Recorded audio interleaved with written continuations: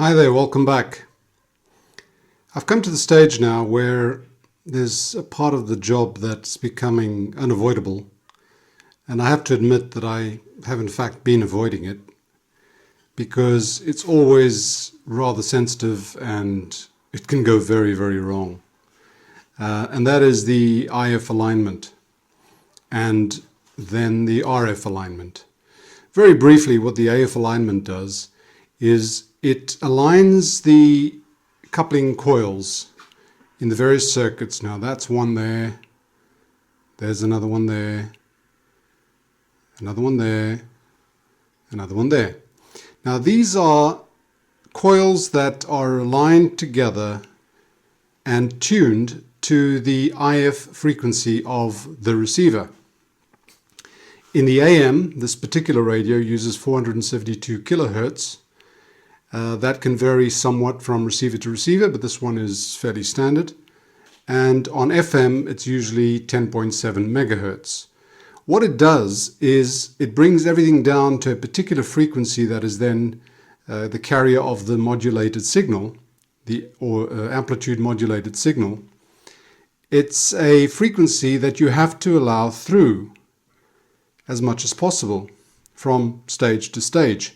And obviously what you want is any other frequencies outside of those of that range to be attenuated as much as possible.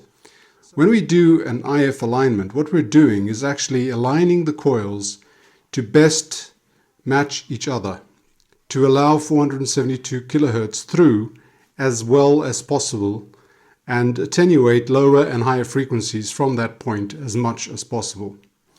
Now, the Sabas use a very particular type of coil which has a coupling adapter. So you've got a primary and a secondary on the coil, and you've also got a section that moves the amount of coupling between those two coils. And it's great because it actually lets you increase the band spread or the bandwidth of the signal that you're going to allow through. You don't want it too short or you lose a lot of the frequencies.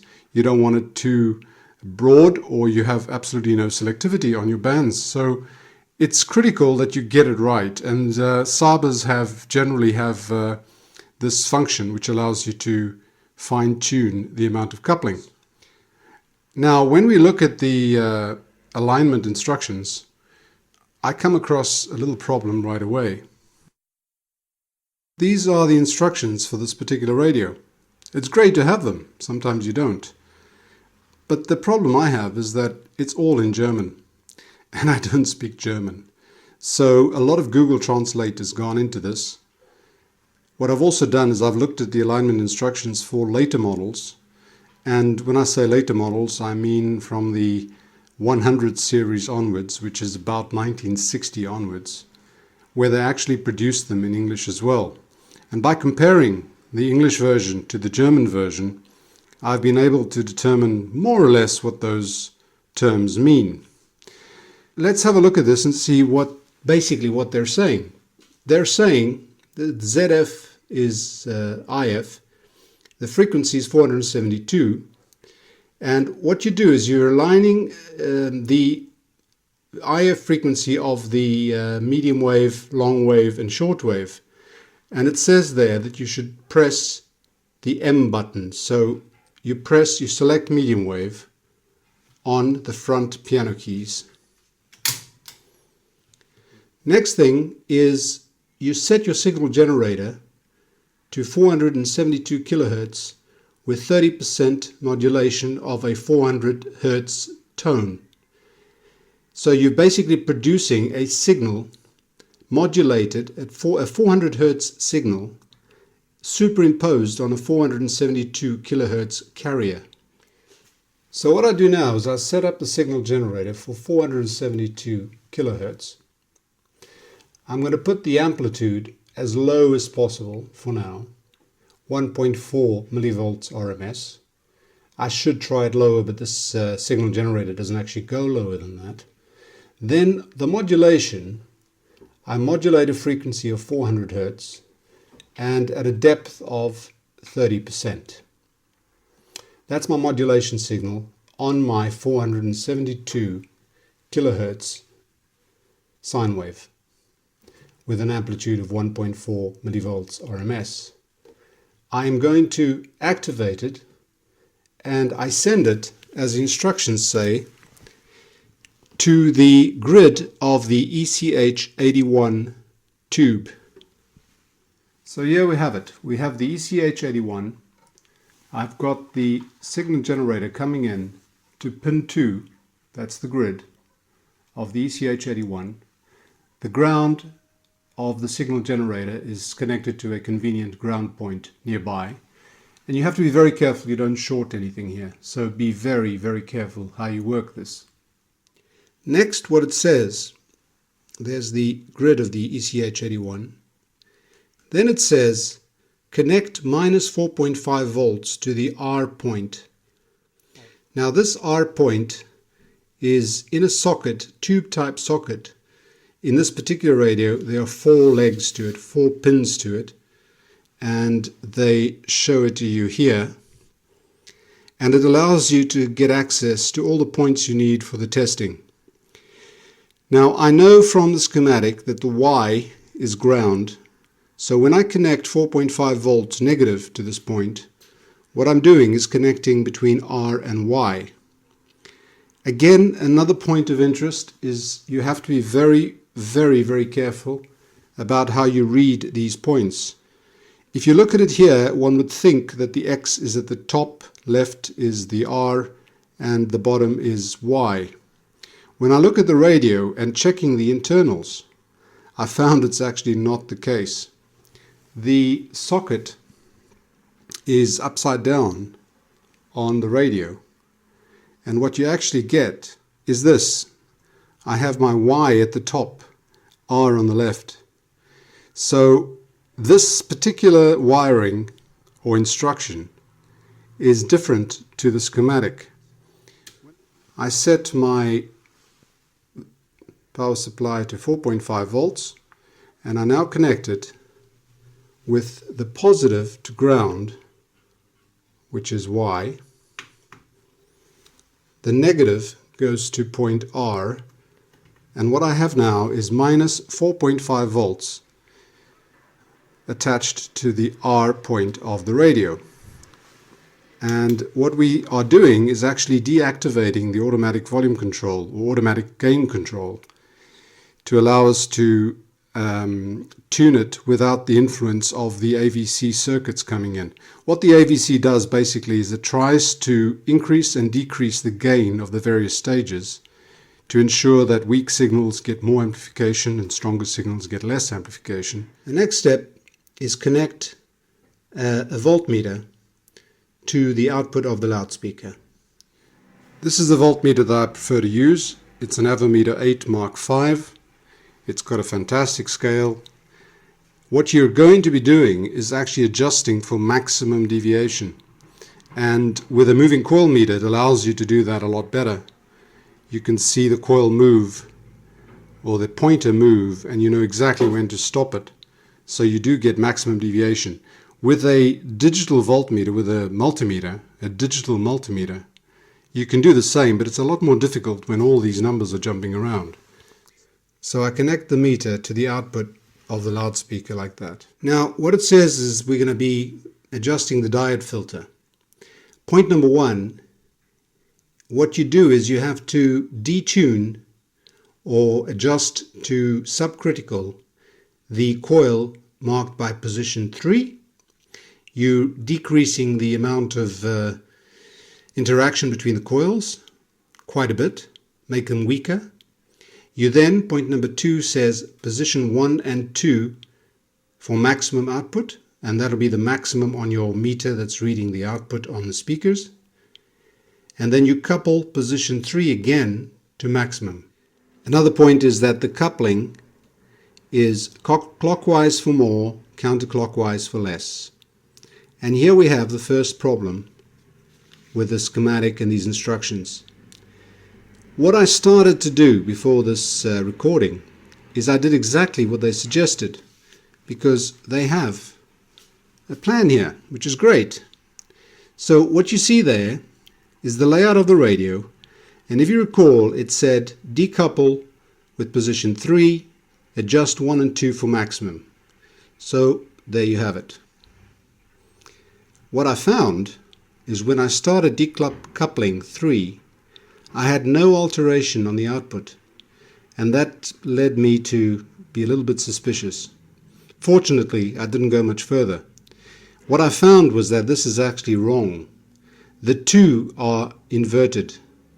So the one I'm trying to adjust is actually the one marked 17, 15 and 16, as opposed to the one marked 3, 1 and 2. So we're going to be doing the right way around. We're going to be adjusting 17, 15 and 16, and we have to bear in mind that when we do the FM adjustment, when they talk about 17, 15 and 16, it'll be 3, 1 and 2. This is something you have to be very, very careful about, and the only way to really get rid of any doubts is if you go to the schematic and you actually find these points.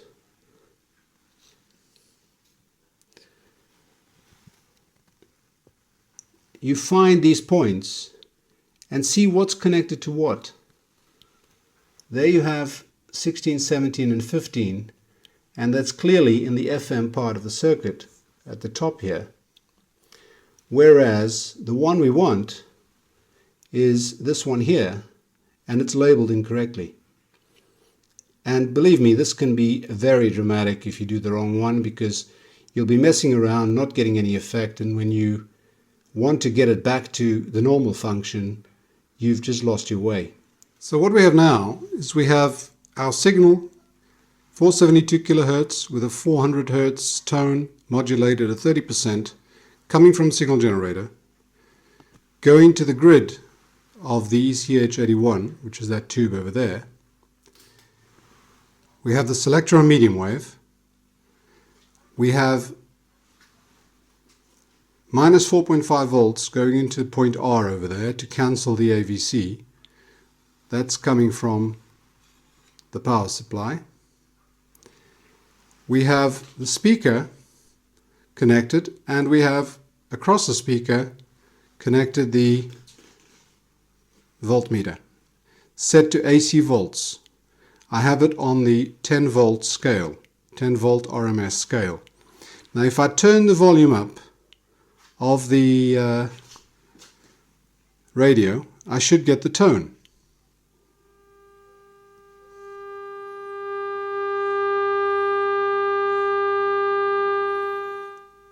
That's exactly what I'm getting, but to get it to read on this voltmeter, I need to set the volume very high, and don't forget I need to work with this, so it's probably going to deafen me. If I send this down to the 3 volt scale, it gets better.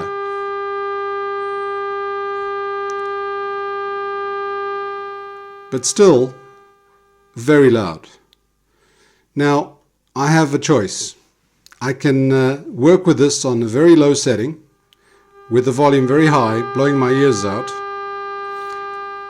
or I can use the multimeter, digital multimeter. I have a third option, which is the one I'm going to use, and that is something that I built specifically for this meter.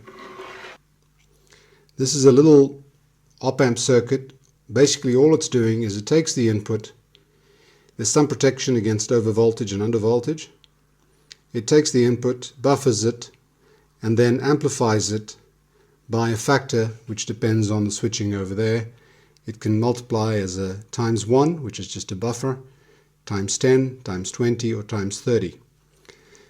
What I've set it at the moment, it's set for times 10, and all I need to do is take the leads from the multimeter,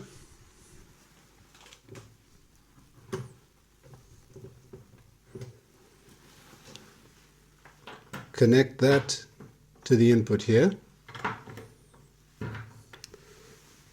take the output from this, connect that to the multimeter,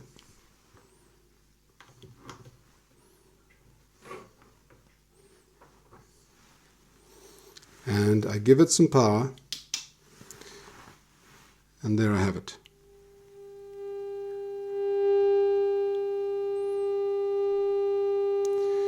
It's more workable I think I'll try the times 20.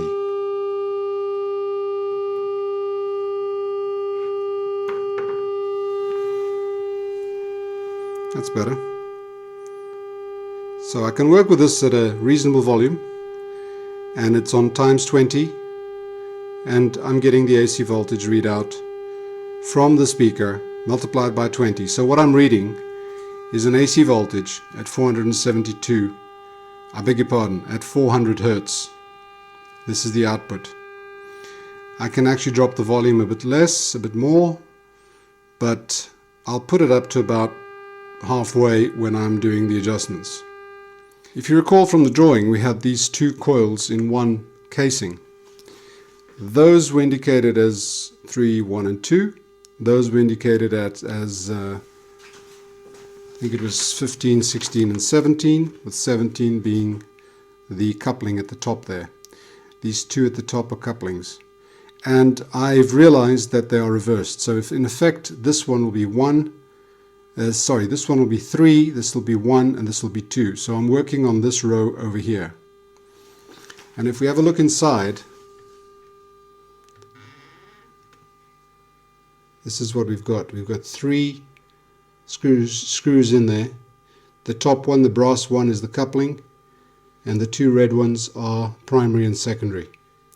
So what it tells me to do is to decouple critical with the top one, so with the brass one. So now I'm going to set the volume till I have about halfway on the meter. Doesn't matter exactly where. Don't forget this is multiplied by 20, so the actual voltages are not important. It's just a level that I can see clearly on the meter, and it's not too loud that I can't work with it. Now I'm going to that brass screw, and I'm going to unscrew it counterclockwise till I've dropped a fair amount on the meter.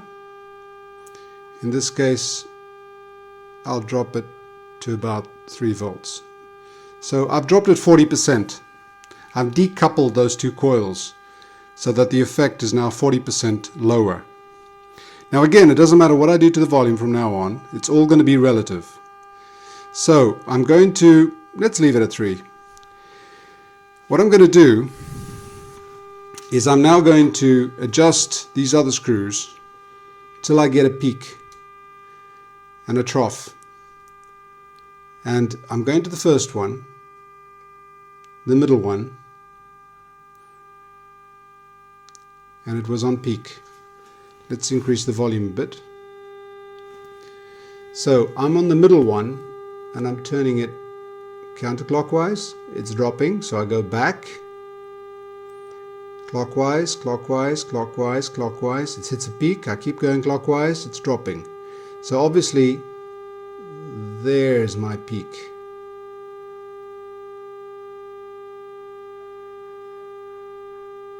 You fiddle it backwards and forwards slightly, very gently, till you get your peak. Now you go to the other one and you do the same. It's going up, I'm turning clockwise. If I go counterclockwise, it's reducing. So clockwise, it's increasing, and now it's reducing again. So I go back to that point, fiddle backwards and forwards, clockwise, counterclockwise, till I get my peak. I can go back to the middle one and see if it makes any more difference, if I can adjust it any more. No.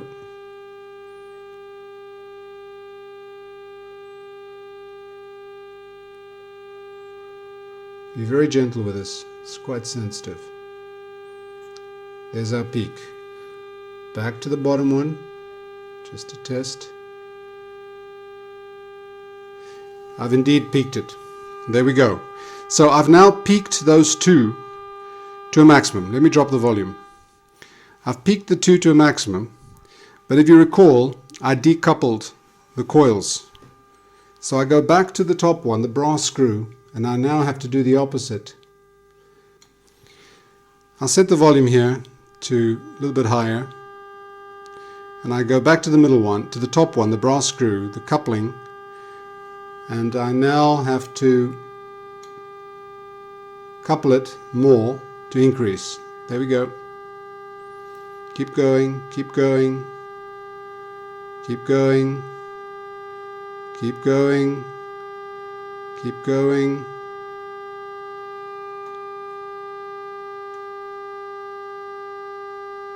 Drop the volume a little bit.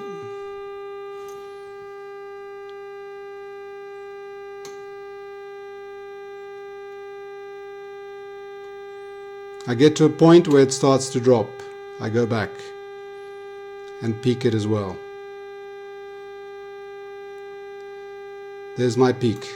What I've done is I've actually maxed the coupling on this particular coil over here. Just to show you something else that I use, I don't use a metal screwdriver because those cores are, you're moving the core up and down. The cores are basically a piece of metal. So if you use a metal screwdriver, it's going to have an effect. I use a wooden stick that I've cut the ends and trimmed them to fit the screws. This is bamboo or something. It's one of those kebab sticks, and it's strong enough that it allows me to work these without a problem. You get them from plastic or ceramic, but these do fine. So I decoupled that there first by turning it counterclockwise till I dropped about 40% of the signal. I then adjusted that one and that one, back to that one, back to that one, back to that one, back to that one, got these peaked out, and then I screwed this in again and coupled it to a max as well. We've maximized the influence of this particular IF stage on the entire circuit. It is now set to allow the maximum possible 472 kilohertz signal through the rest of the circuit, and to attenuate the maximum possible outside of that band of 472 kilohertz. So we've done the first stage, and now point 2 over there, vierwach filter, you leave it on M, you leave it with the same signal going in, but what you do is you have to short circuit the points K indicated on the schematic. And this was a bit of a surprise. I had no idea what they meant till I found this. There's actually point K over here, and you're supposed to short circuit that.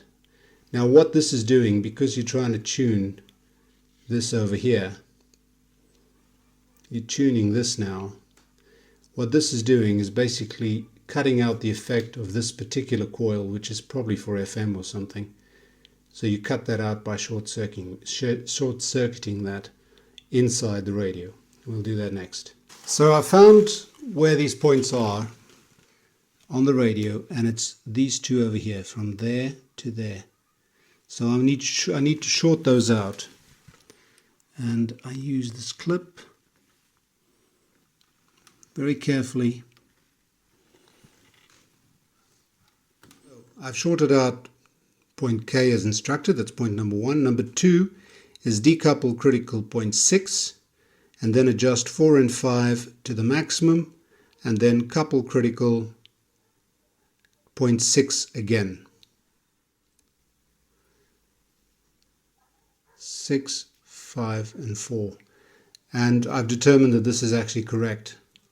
So the first thing we're going to do, I'll increase the volume somewhat and start decoupling it by turning the brass screw counterclockwise. I'll try and drop more or less the same amount that I did last time, say from the 5 volt reading to the 3 volt reading on the multimeter. So set it to about 5. Start unscrewing it counterclockwise. Stop at about 3. Now what we're going to do is play with the other two. I'll increase it again, volume control, up again, and I'm going to tweak the first one of these coils. That drops it, go the other way. It's going too high, so I'll drop the volume a bit. Drop the volume a bit. Keep going. Drop the volume again.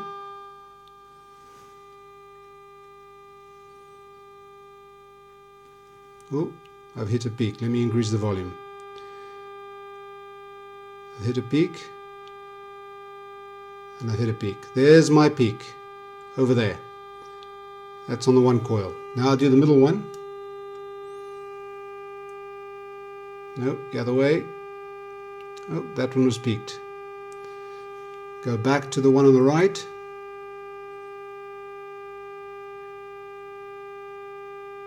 And it's peaked. I've peaked the two. Now I have to do the coupling again to get the maximum level out of there.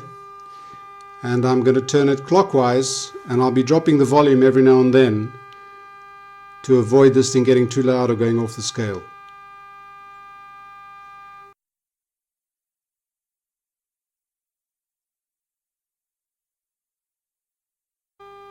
There's my peak. There's my peak. Drop the volume. So now I'm finished with that guy there. And I'm finished with that one over there. And we'll go and see what's left. I've finished 0.4 over there. Now 0.5 is under critical position 9, max position 7 and 8, and critical position 9. So we'll get this up to about 5 and decouple position 9.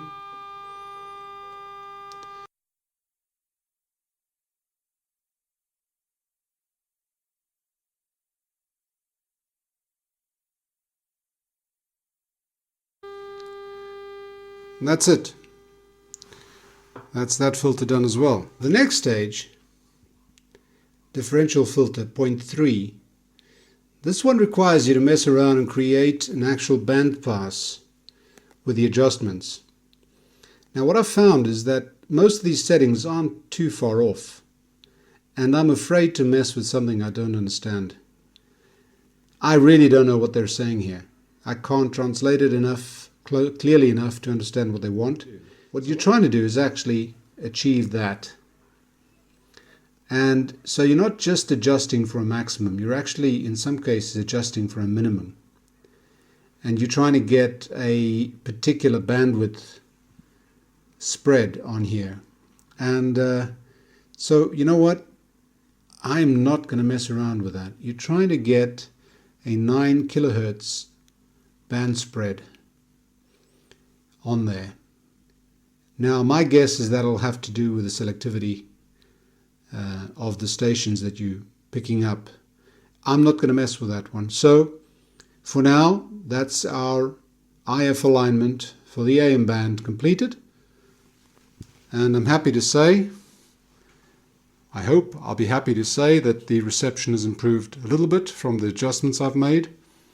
In all likelihood, it'll be a very, very small difference because I think these were pretty well adjusted. If you didn't notice, I did turn them slightly off peak before doing the actual adjustments to make sure that that I was adjusting the right ones. So all things considered, I think that overall I may have improved this by 5 to 10% at best.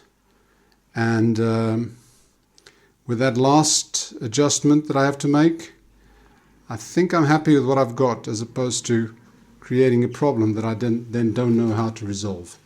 So for now, that's it.